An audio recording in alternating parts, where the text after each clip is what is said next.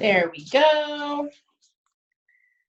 Okay, I am beyond excited about this Zoom. I am all about like proactive and reactive language, and that is just something that I am such a nerd about. So this is right up my alley.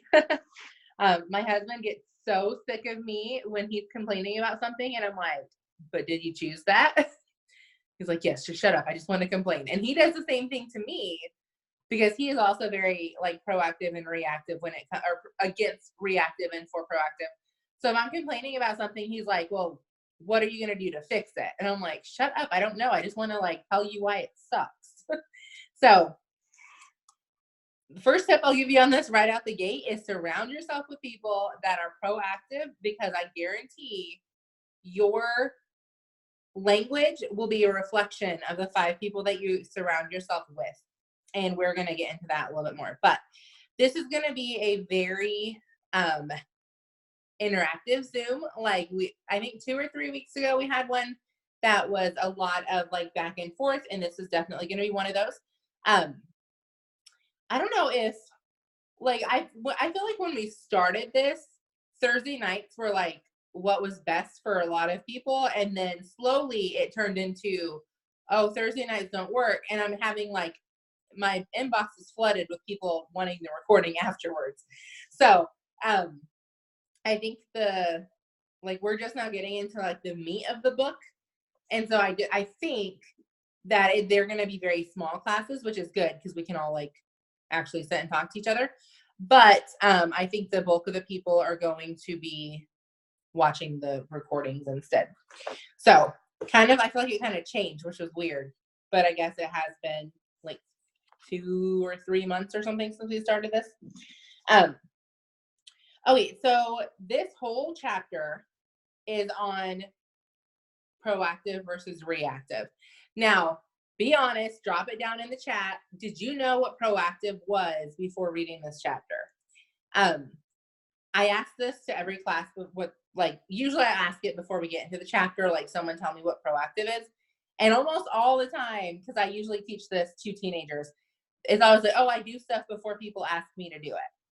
And that's what I first thought of the first time I heard proactive, was like, you do stuff before it's asked, like you're being proactive.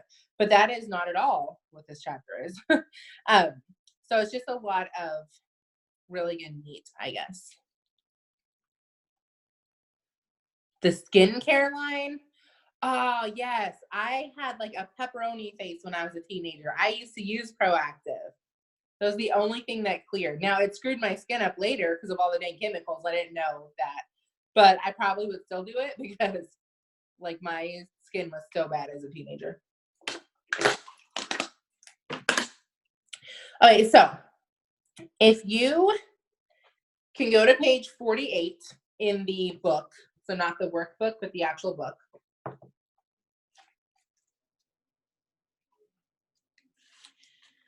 I love the story that it opens up with. It's obviously, geared towards teenagers. So it's talking about if you are getting bad grades in school, or actually I think it specifically says biology.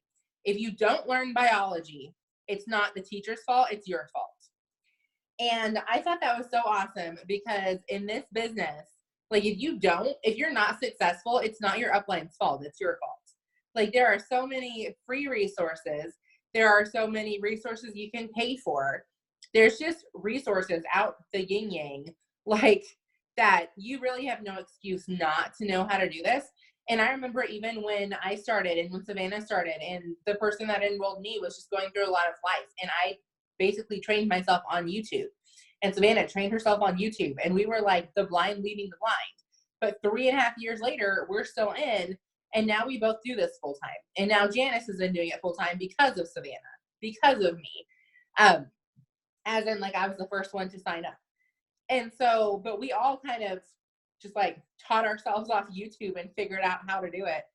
And so many people that I'll run into, like, oh, I used to do network marketing, and they blame it on, oh, my leader quit. And I'm thinking like, okay, all you're telling me is that you didn't care enough about your own family to figure out how to do it because someone else wasn't like hand holding you.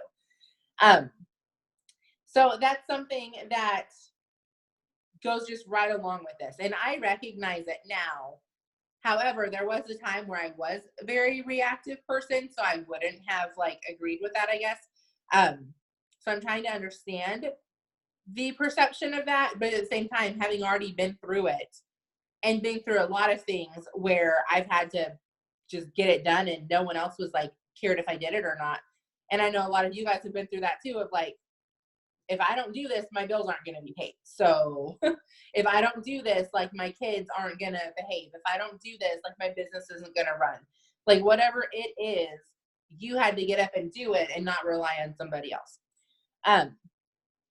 So it says in here that every day you have over 100 chances to use proactive versus reactive language. That seems like a lot to me. However, I just started trying to think of like examples in my head, and I could think of like a dozen examples before, my husband even gets home from work because he works third shift, of how I could be proactive versus reactive. So there probably is 100 in a day.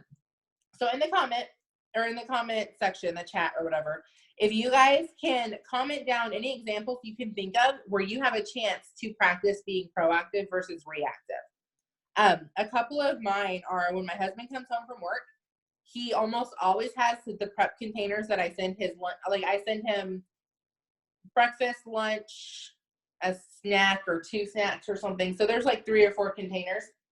I think I hear my kid. And I always tell him like, hey, can you bring them back the same day? Because I prep like chicken and stuff. So it stinks when it sits in the car for 3 days. Can you bring it back the same day? And if I've already started the dishwasher, like before you go to bed or whatever, can you just take the lid off, put them in the sink, and like spray them out with water? Let me tell you how often that happens. So today he gets out the car and he has like 10 freaking containers. I only send him 3 a night. And I was like, I didn't send you that many last night. He goes, well, I rinsed them out. They're still sitting in my kitchen with lids on because I know they're going to stink, because just rinsing them doesn't like clean them. Because I'm not opening them until they go straight into the dishwasher. And my dishwasher only holds 8 containers at a time. And we already had 4 from me and Glory yesterday. So there wasn't room for all of them to go in my dishwasher. So that's one of the first things I think of when he gets home from work. Like I could be reactive and be like, screw it. Just throw it in the trash can. Like you can eat McDonald's the rest of your life. Or I can be proactive and say, okay, just kind of deal with the situation at hand and realize it's not that big of a deal. Like it's not worth ruining a marriage over a few stinky dishes. Another one is with my kid. Lots of times I want to tell her like, just shut up. Like you're talking and I just need you to shut up, because kids talk 24/7 and her favorite thing to do is sit and tell me about her future family. Sometimes it includes a dragon. Sometimes it includes a unicorn. Sometimes she has 12 kids. Sometimes she has 2 kids. Like that kid has a crazy imagination.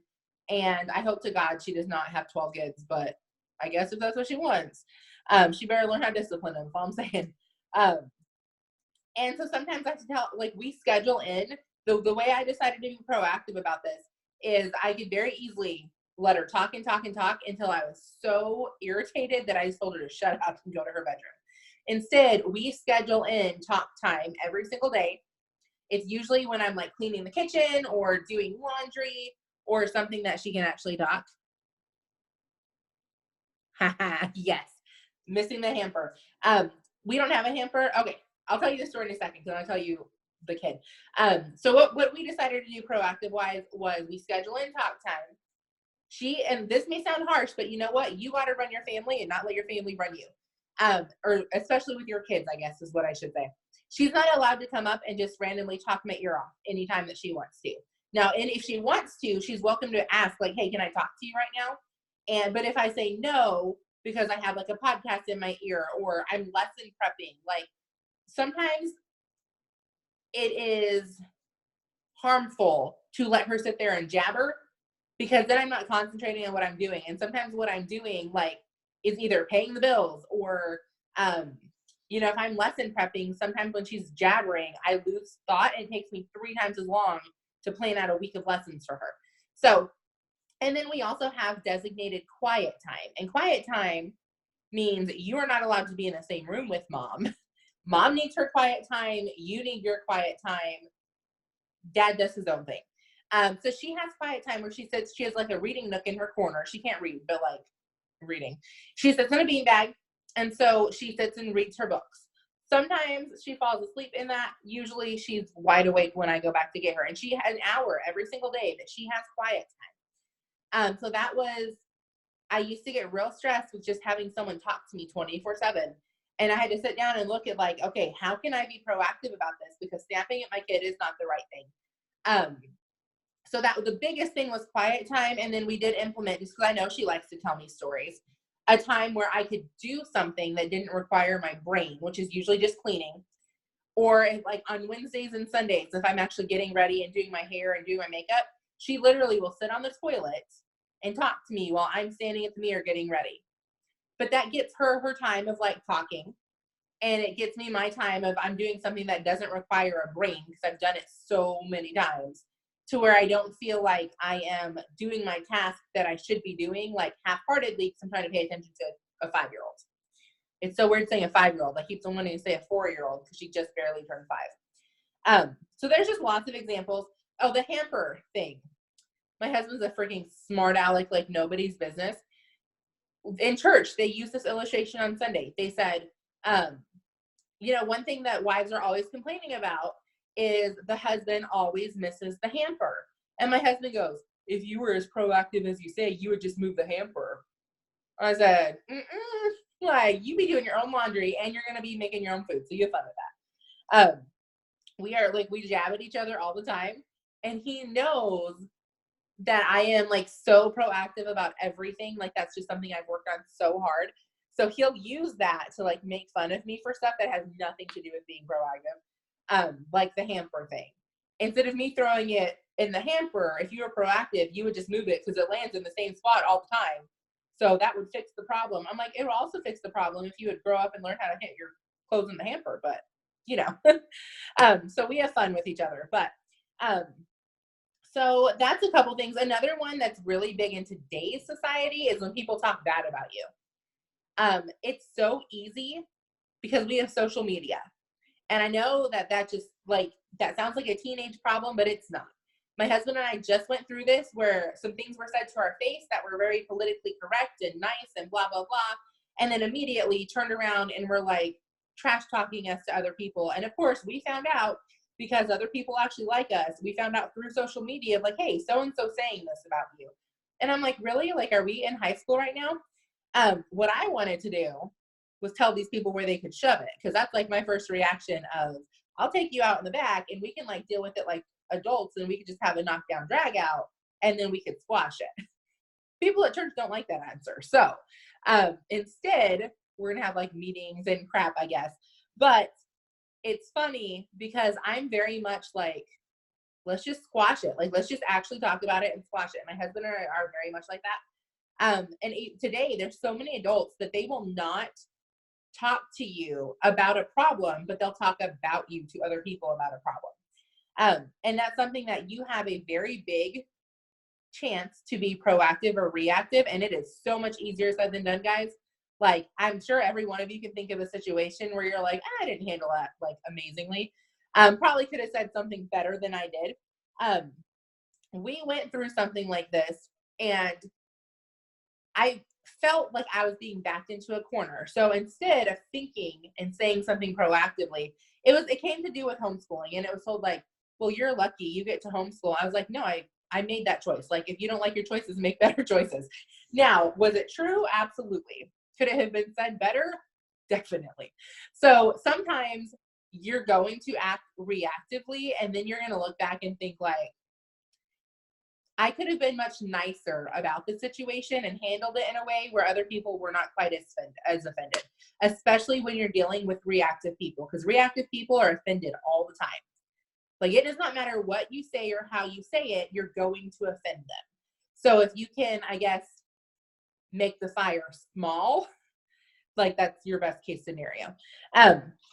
So it basically, the way that the book explains it, which I really love this, is you want to be like a bottle of water instead of like a bottle of soda. Both of them, you could shake them up, and I shouldn't have. I'm like, I should have done this as an illustration. I don't want soda all over my office. So I'm thinking like, just kidding. That's stupid. My illustrations always seem really smart until I have to clean them up afterwards. I'm like, why did I do this? Basically, both of them you can shake and you can agitate. One of them, you open it and nothing happens. The other one, you open it and it spews everywhere. That is how we are when people agitate us. We want to be like that bottle of water where someone can poke as many buttons as they want and you don't go off on them. Instead of they're poking your buttons and you are just tearing them down with your words. And you know what? I am somebody who I can tear people down pretty good. Like, I am very good with my words when I want to hurt somebody, and that's not a good thing. So that's something I've had to really work on, with not tearing people down just because they are acting negative toward me. If you go to page 51 in the actual book, it tells you some proactive and reactive language, because the first thing that you have to do in order to become proactive is to identify if you are proactive or reactive currently. Most people, the first time they take this course, they are reactive. The first time I took this, I was so reactive that I don't think I had one proactive trait in my body. Now, I've literally taken the course 7 times. So if I'm not proactive at this point, like, something's wrong with me, because I'm obviously not retaining the information I'm teaching. But now I can honestly say I am proactive probably 90% of the time. And then 10% of the time, I just want to punch people in the face. So you're still going to have a balance. Like, you're never going to be perfect with this, but you can try. So on 51, reactive language versus proactive language. The reactive person says, I'll try. The proactive person says, I'll do it. This was a huge one with teenagers. So if you guys have kids or you work with kids, and this may be a huge one for you as well. But I had a 6th grade girl in my class, and anytime I asked her to do homework or anything, it was like, I'll try. And finally I was like, you have the power to do it. You just have to choose to do it. Like, saying I'll try is literally saying, I don't really want to do this. I'm probably not going to, but I'm going to make it seem like I'm going to, and I like put an effort in. That way you're not as mad at me when I show up without it done. And we do this as adults. My pastor used to say all the time, like, don't try, do it. I would rather you tell me, no, I'm not going to get this done, than tell me I'm going to try, and I'm going to be like 90% sure you're not going to actually get it done when you come, like when you come to the next meeting or class or whatever. So either decide to do it or don't do it, but do not say I'll try. Reactive would be, that's just the way I am. Proactive would be, I can do better than that. And this is something I had a conversation with an adult lady, maybe 2 years older than me, I don't remember, about being introverted.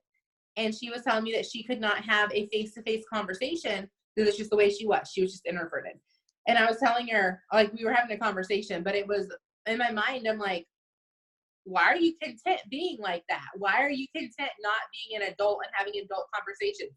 And it was just kind of like, I don't want to change. Like, this is just me, and this is how this works for me.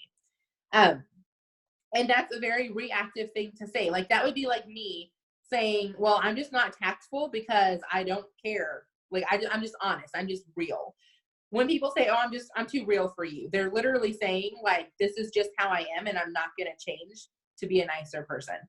That's something that was what I had to deal with, was you can still be real. You can still not be politically correct without driving somebody to tears by the end of your conversation, because I was very good at doing that. And I would leave feeling so great about myself because screw you, like, I won.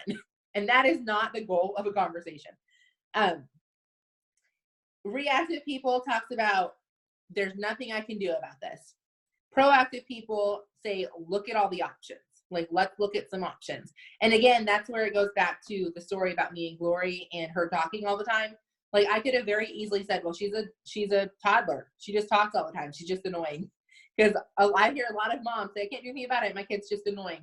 What are your options? What can you do to make your kid a little less annoying throughout the day? A really, really, really one that gets under my skin is the I have to versus I choose to. I think Pam Souder is the one that says it. I don't have to, I get to, which I get to. I think I would consider the same thing as I choose to. Realistically, you don't have to do anything. And that includes going to your job, going to your school, going to your church. Like, none of that you have to do. You are choosing all of those things. So if you are in a spot where any one of those things is like really causing stress and like anxiety in your life, re-examine it. You are in control of every single circumstance you put yourself in. So no, you do not have to do any of it. I can't versus there's got to be a way. That's a big one, again, with teenagers, but I think also in this industry, that's a big one. Because how many times do you feel like you just can't promote? You can't get a distributor. You can't get a customer. So when I have teammates come to me and say, oh, I just can't find any customers, I automatically know why they're not finding any customers, because they're already thinking they can't do it. Versus I know I'm going to do it. I know there's a way to do it. I just need to fine tooth my skills a little bit more. Things like you ruined my day or you made me so mad. Anytime you're giving control over to another person, that's a telltale sign that you are using reactive language. I used to be really bad about that. I took anger management classes when I was a teenager because I was not a very nice person. And I was real bad about saying, well, so-and-so made me angry. No one it can make you angry. Now, they can cause the really quick little emotions to like surface, but they can't make you act on those. So when someone makes you angry, what you're really saying is they made me punch a wall, or they made me, lash out at this person. And that's just not true. So the proactive person would say, I'm not going to let your bad mood rub off on me, or I'm not going to let my emotion cause me to do something that's bad. Because my husband and I just had this conversation too about totally off proactive and reactive, but we were talking about how emotional affairs were just as bad as physical affairs when it came to a marriage. And I was telling him, you can find somebody attractive and you like that little emotional bubble up of men, like that person's cute, or I really like this about that person. And that you can't control. Like, emotions are going to happen. What you do control is what happens after the 90 seconds that your emotions are there. Because I think Mel Robbins is the one that says it, like stress and just different emotions, literally, and I think she actually said 9 seconds, I don't remember, but it might be 90, but it's a very short window of time that you're not in control. Most people will let that window of time, it is 90, okay. Most people will let that window of time expand to 10 minutes, 20 minutes, an hour, 2 or 3 hours. And they blame it on the emotion when the emotion was gone after a minute and a half. So no, you can't control your emotions. You can't control like the chemicals in your body. However, you're in complete control of what you do with those. So that's something to really be mindful of if you are an emotional person. Yeah, days sometimes. I am a very emotional person. Like, I'll be the first one to admit that. And I think as women, a lot of us are, and we're more emotional during certain days. My huge one is stress. Like, I will let anxiety bubble up, and I have to tell myself, like, it's been more than 90 seconds. At this point, you're choosing to allow it to continue. Another one is I'm super irritable during certain days. And I see it more with my daughter because I'm with her all the time. So because we homeschool, we do have a little bit of flexibility, but that also means she's with me 24/7. So purposely, like today, I was a lot more irritable. So instead of doing a lot of book work, because I know my kid needs like a little bit more attention during that time, we did like a science experiment, and we did some like math flashcard games and stuff that was quick and was getting her like up and going, and she was having a little bit more fun. So it was less me having to like, okay, make sure you're focusing, like make sure you're sounding this out. Like, no, cut atta doesn't say top, like focus. So you've got to, again, be proactive. And if you need to take certain actions to change some things up in order to control your emotions or act better on your emotions, like that's up to you. You can do that. On page 39, okay, this of the workbook, it asks some very pointed questions to really get you thinking of, when am I good at being proactive and when am I bad at being proactive? Because then you can purposely schedule certain things. Like, for example, I know that I am the most reactive when I am tired. So you know what I'm not going to do at the very end of my day? Deal with difficult customers, deal with difficult parents, deal with my kid. Like, there's a reason she goes to bed on time, every night. I'm not going to do school toward the end of the day. Like, my end of my day activities are going to be the ones that I can pop a podcast in or a book, make myself only put positive things. Ooh, that's a good one too. I'm also like that. I couldn't see the chat clear enough to see who said it, but she said that she is more reactive when her house is a mess, or like beyond a certain point. I'm the same way. I like things neat and in order. They don't have to be clean, as in they don't have to smell like Lysol and bleach and like be perfectly vacuumed everywhere, but no clutter, nothing on the floors. Like, it needs to be picked up and looking neat for me to focus. So you know what I do before I do anything else? This is my morning routine, and this is why I do this, because I didn't used to clean before I would start work. I would make myself do like a couple power hours before I did anything else, which I don't think is a bad idea if you can focus. But I would get real irritated real fast because I had a mess around me. So again, I had to look at my schedule and say, okay, what can I do to proactively make myself not feel this way? Because I tried, like, I always listen to sermons when I do my first couple power hours. I tried uplifting music. Like, I tried several things and I had to reevaluate again. So I literally wake up. It does not matter. My biggest thing was if I overslept, I would not clean. I would jump straight to work. So, and I oversleep a lot because that's something I'm really working on. Savannah's laughing because she knows I'm her accountability partner and I suck at life, and she is getting up and actually doing what she's supposed to do. And I'm like, it's 7 o'clock. Like, I was supposed to be up 3 hours ago. But anyways, like, it's a work in progress, and you have to be able to look at yourself and look at your weaknesses and be like, this is what I am working on, and that is what I'm working on. So anyways, it doesn't matter what time I get up. I do not touch, okay, that's a lie. I do touch my phone. I don't work. I don't do anything other than, first thing I do when I get out of bed immediately is I go clean my house. And that takes like 30 minutes. When I say clean, again, I'm picking things up. I'm starting the dishwasher. I'm starting the laundry. And then I hop in the shower and I get ready for the day. Now, that might be putting on a clean pair of pajamas. I'm not going to lie. Like, I don't always get fully dressed and like, but I put on whatever clothes I'm going to be in for the rest of the day. And when I say pajamas, like, it's like workout clothes. Like, that's what I look at as pajamas, but I just wear them around my house all the time if I'm not going anywhere. And then I sit down and I do a minimum of 30 minutes of a miracle morning. Usually it's 60 to 90. This morning it was 90. It was so amazing. And if you don't know what miracle morning is, it's up on my YouTube. I explain it a little bit better, but just to get my mindset right and to like get myself focused. So I've been doing that, and it is like, now I do take Confianza also. Like, I'm not going to sit here and tell you I don't take anything. I think everyone on here is on the team, but if you're watching the replay, Confianza is like a plant pill that we have with the company, and it's amazing. It's like an anti-anxiety thing. So I do take that as soon as I get out of bed when I'm cleaning my kitchen.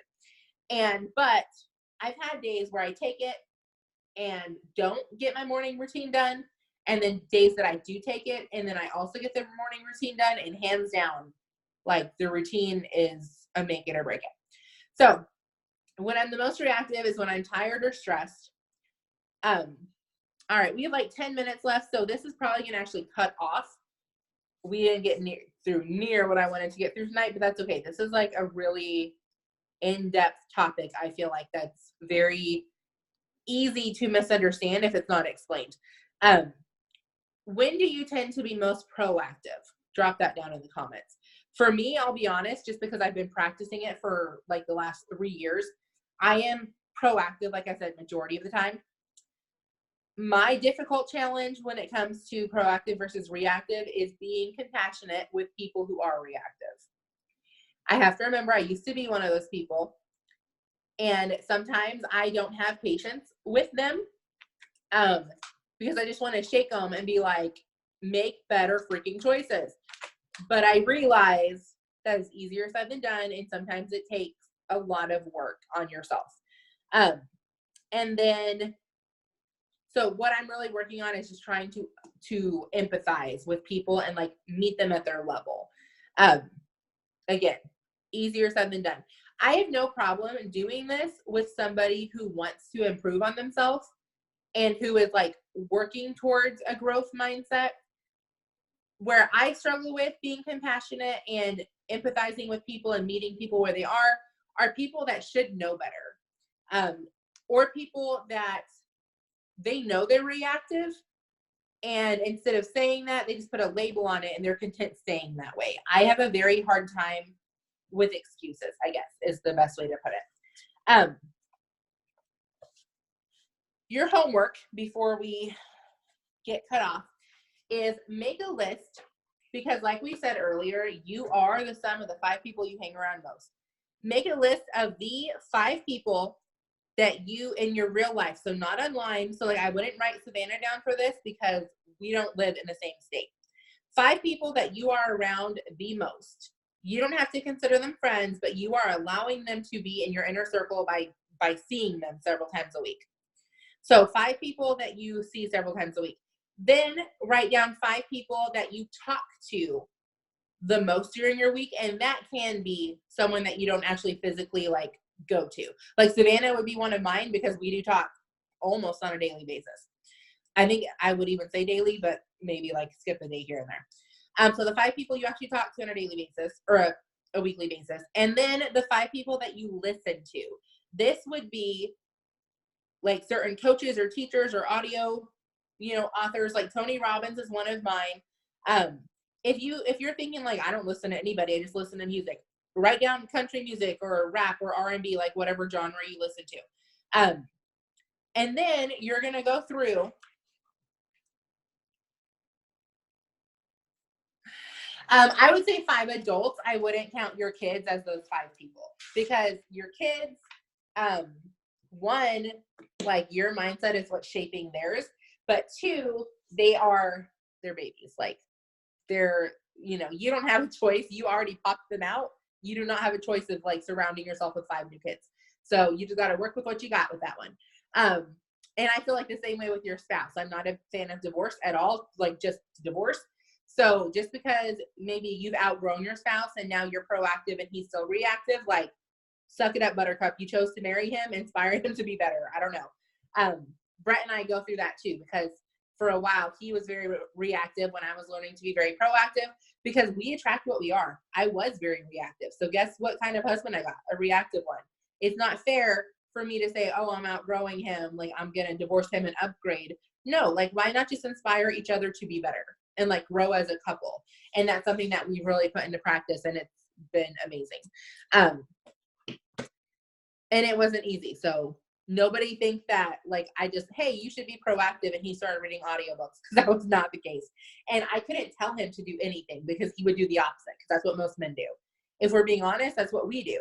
If your husband comes to you and says, oh, I wish you would change this, I don't like this, you know what? You're doing more of whatever he told you don't like, because our pride is like, I'm not doing that. But when I would, for example, like when I would be in the kitchen working and he was in the living room watching TV, I may or may not put a specific podcast on a little louder than I probably should have, just so he would hear some of it. Like, now if he asked me to turn it down, I would, but like purposely I would like drip things onto him, like baby steps, until he kind of caught the vision himself. And it would have worked the same way. Yeah. My daughter gets more self-help than most adults that I know. Some of the self-help I have to be mindful of, like I can't listen to this certain one around her because she doesn't understand which words are bad and which ones are good yet. And not all self-help authors are PG, put it that way. And so I have to be mindful of like, okay, is this an author I can listen around my 5-year-olds? But oh my gosh, like Savannah, how much time do I have left? How many minutes? Perfect. Okay, I'll tell you this story and then I'll be done. She is getting so good at owning her own choices. Guys, she just turned 5. I wish I could elaborate on this more, but I do not have time. But this morning, she wanted a smoothie. So I was going to make her a smoothie before we went to the beach. My husband got home, had a piece of candy on his dresser. She wanted that piece of candy. So we told her, do you want the candy or do you want me to make you a smoothie? If you want the candy, you can eat it now. If you want the smoothie, you'll have to wait till we leave. She goes, I want the candy. She opened the candy. She ate the candy. I went in the kitchen 30 minutes later making my smoothie. Mom, can I have a smoothie? I said, no, you chose the piece of candy. She goes, but I really want a smoothie. And I told her, I said, but you chose the piece of candy, because our rule in our house is if you choose it, you're not allowed to complain about it. She goes, okay, I chose the candy today, but tomorrow I'm going to leave the candy on the dresser and I'm going to choose a smoothie. So she understands, like, you have the choice. Like, it's your choice. And she's getting really good at being proactive. Good, not great. Sometimes I still have to look at her and be like, hey, like, stop whining. But as adults, we also have to look at ourselves and be like, hey, stop whining sometimes. So, so all that to say, we'll elaborate more on that later. I heard a great sermon on child rearing today that like fired me up about this too. So have an awesome rest of the week, and we will meet again next Thursday. Bye.